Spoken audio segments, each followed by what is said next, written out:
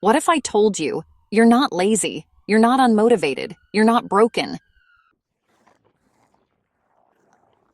The first lie you were told is that you are a person, not in the spiritual sense, in the practical sense. You were taught to think of yourself as a fixed identity, a name, a personality, a set of traits. And once you had that identity, you were told to protect it, to defend it, to never change it, because if you changed, who would you be?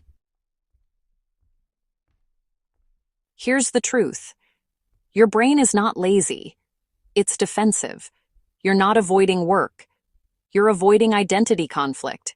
Because your identity, your old self, was built for a world that no longer exists.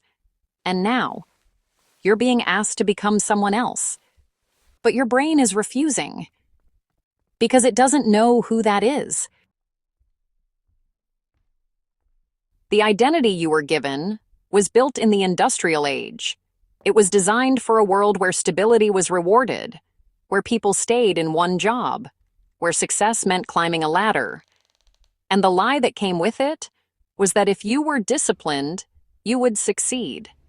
But that was a world where time was predictable, where the rules didn't change, where the future was stable.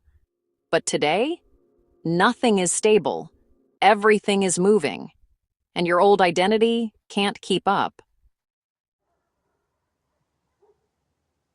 So what does the new world require? It requires adaptability. It requires reinvention. It requires uncertainty. And, well, it requires you to become someone you've never been. But your old identity is like a cage.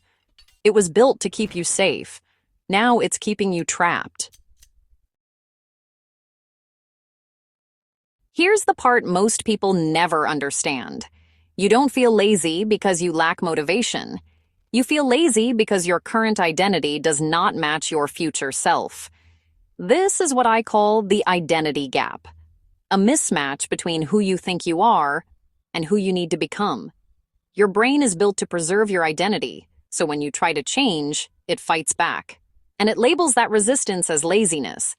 But it's not laziness. It's self-defense. Here's the part they don't want you to realize. The world benefits from you staying the same.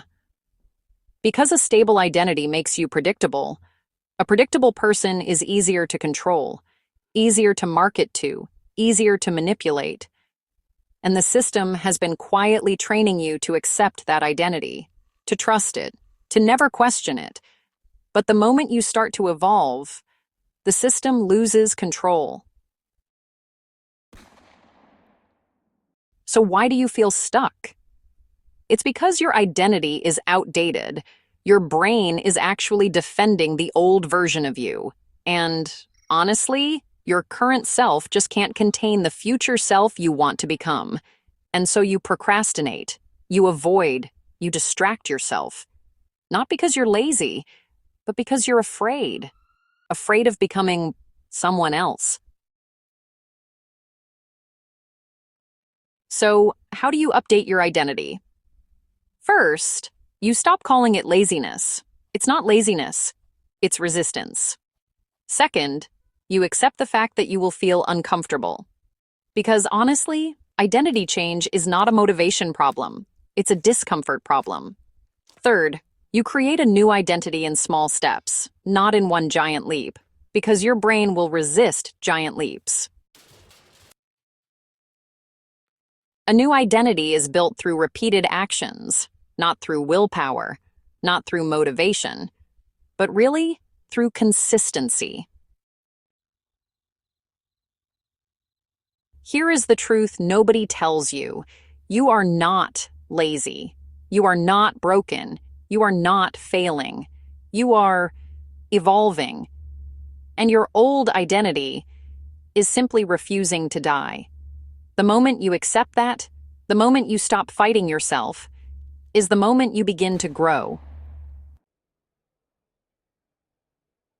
So if you're feeling stuck, if you're feeling lazy, if you feel like you can't keep up, don't blame yourself. Update your identity and step into the next version of you. Because the future is not waiting for you. It's waiting for the person you haven't become yet. Like, subscribe and share if you're ready to evolve.